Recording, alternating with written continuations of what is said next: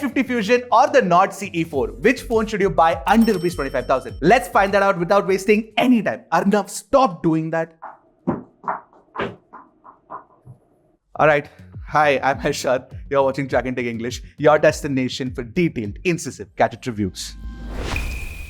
See, if you ask me, I like Moto's design over OnePlus's. That's because it's more minimalistic and looks more premium to my eyes. So I can't give you my eyes, so your opinion could be different. What is not subjective, however, is the vegan leather and suede leather bags used by Motorola is actually more premium compared to plastic used by OnePlus. Moreover, Motorola also brings a bunch of trendy colors with the Pantone partnership. There is this nice little blue color, there's a pink color, and there's also a black one. Having said that, I'd probably pick this vegan leather variant over the suede finish, primarily because the suede one does get really dirty soon, and we noticed that in our testing as well. Furthermore, Moto is slimmer and lighter than the OnePlus Nord CE4, which is already slim and light. And the biggest advantage is that Moto gets IP68 rating, where you get only IP54 on OnePlus. And in a country like India, where it rains often, IP rating would definitely give you better peace of mind, that's for sure. By the way, the Nord CE4 does have a couple of extra features. For example, it has a micro SD card reader and you get an infrared blaster as well. Both are pretty useful to have, but the question to ask here is, what would you rather pick? Would you pick a phone that's thinner, lighter, uses more premium materials and has IP68 rating, or a phone with an SD card slot and an infrared blaster? Let me know in the comments below. But before you head to the comment section, you will pass the subscribe button on the way. Go ahead and press that. You know the goal, 1 million subscribers for Trakin English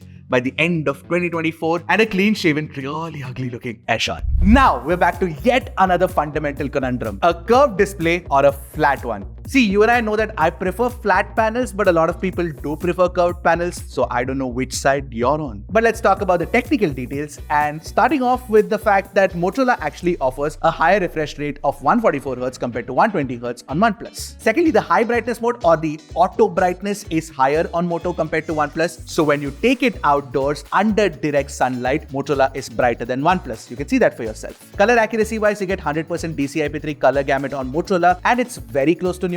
So is OnePlus. OnePlus does good color accuracy as well, and it also offers HDR in apps that matter. So I genuinely hope that Motorola can fix that with an update. Now, when you're talking about the glass protection on top of the display, Corning Gorilla Glass 5, Dragon Train, which definitely gives the advantage to Moto. But OnePlus does have the superior vibration motor, and therefore you get far better haptic feedback with O-haptics compared to Motorola. Now, I did also do a speaker test between the two. I couldn't really tell the difference. Both sound very loud, rich, and the spaciousness is also very similar too. Take a listen to it for yourself and let me know what you guys think.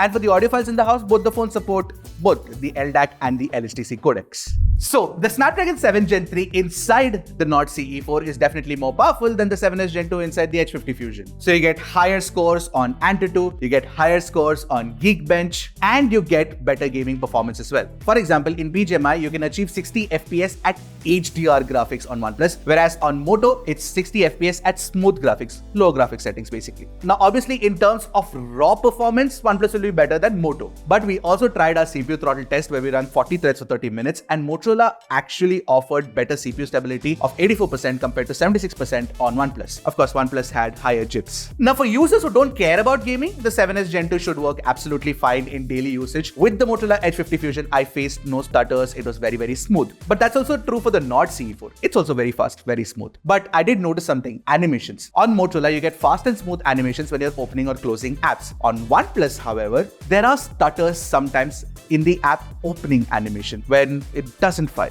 Also, one area where Moto is unequivocally better is in network performance. You get support for 15 5G bands as opposed to 7 on OnePlus. And there's support for NFC as well, which is not available on OnePlus, which is a huge letdown considering Google Wallet is active now. People are adding their cards to Google Wallet and tapping and paying. It's going to be really, really useful. Now, I tested the battery performance.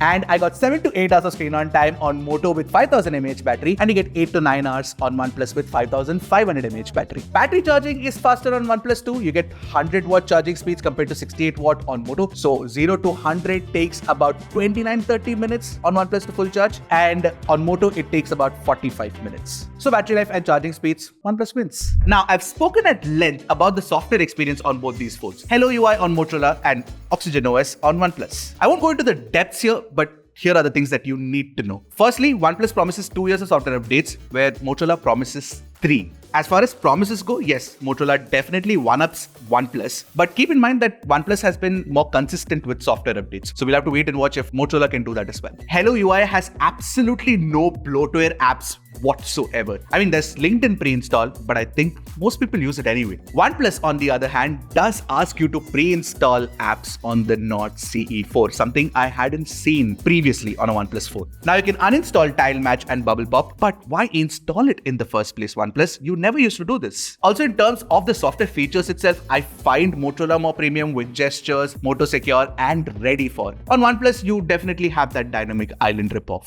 See what I did there? See, I like Oxygen OS, it's a refined software experience, but Motorola is even better. That's what I think. What do you guys think? So, I'm not getting into the camera specs in detail, but Motorola uses Litia 700C, which is a new sensor, where OnePlus uses Litia 600. And the major difference between them is the low light performance. You can see that for yourself here in this sample. The knobs on the cabinet have been swallowed by the darkness in the Nord CE4 sample. Moto's algorithm does oversharpen slightly, as is evident here, but it is definitely better than Nord CE4's soft samples. But the sharpening algorithm sometimes looks unnatural in daylight shots, where OnePlus's looks natural. You can see the difference yourself. In HDR shots, both are almost equally good, but OnePlus has a tendency to flatten out the whole dynamic range, where Moto keeps it properly dynamic. Where are the shadows on the fiddle fig leaves, OnePlus? Where did it go hiding? All primary colors are more accurate on Moto compared to OnePlus, but OnePlus gets the reds spot on. Moto gets it slightly pink. In fact, both the cameras offer very good color sense consistency between the primary and the ultra wide angle camera.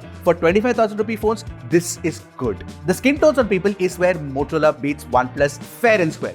It just looks so much better with better details as well. Although in portraits, the edge cutout and bokeh drop-off are good on both, but Motorola does offer slight versatility with the 24mm, 35mm and 50mm options. Ultrawide on Motorola is better for sure, because whether it is in daylight or in low light, you capture more details 100%. In fact, with the ultrawide angle camera, since it has autofocus, you can shoot macro pictures and it looks really good. And you can also shoot macro videos, by the way. Selfies look very similar on both in terms of skin tones, but Moto does offer more details with the higher resolution sensor. In fact, the HDR has less bloom on Moto compared to OnePlus. The low light selfie details are good on both. However, you do get slightly more natural skin tones on OnePlus compared to the over-brightened look of Moto. Finally, Moto beats OnePlus fair and square in video recording. You get 4K 30 FPS from the primary camera on both, but only Moto offers stabilization. I do prefer the OnePlus's audio quality though. So right now we're recording a video at 4K 30 FPS using both the phones. The good thing about Motorola is that you get stabilization, but if you want stabilization on OnePlus, then you'll have to drop it down to 1080p 60 FPS. And when you look at low light video recording, again, Moto is better than OnePlus. It's far less grainy. In fact, even ultra wide angle video recording is better on Motorola, because you can do 4K 30 FPS. OnePlus can only do 1080p 30 FPS. Heck, OnePlus cannot record 4K videos from the selfie camera, which Moto can, with stabilization, no less. Clearly, Motorola wins this camera battle, fair and square. So let me break this comparison down for you guys. Moto, stop being naughty. The OnePlus Nord CE4 has better performance, faster charging speeds, and slightly better battery life as well. The H50 Fusion has a better design, uses premium materials, has IP68 rating as well. You also technically get the better display quality. You also get a better operating system experience with the promise of more software updates. And finally, better camera performance overall. And the icing on the cake is that the H50 Fusion is actually more affordable than OnePlus. It's available for 23,000 without discounts, the starting price, and 21,000 with discounts. OnePlus is 25,000 rupees. On point pricing for the H50 Fusion, I must say. And this is possibly the reason why Motorola is growing really rapidly. 110% growth in Q1 2024. That's bonkers. So which phone would you buy? Let me know in the comment section below. And if you're still confused, take it to the comment section, write your proper use case, and we'll try to help you out. I'll see you guys in the next one. Until then, keep tracking and stay safe.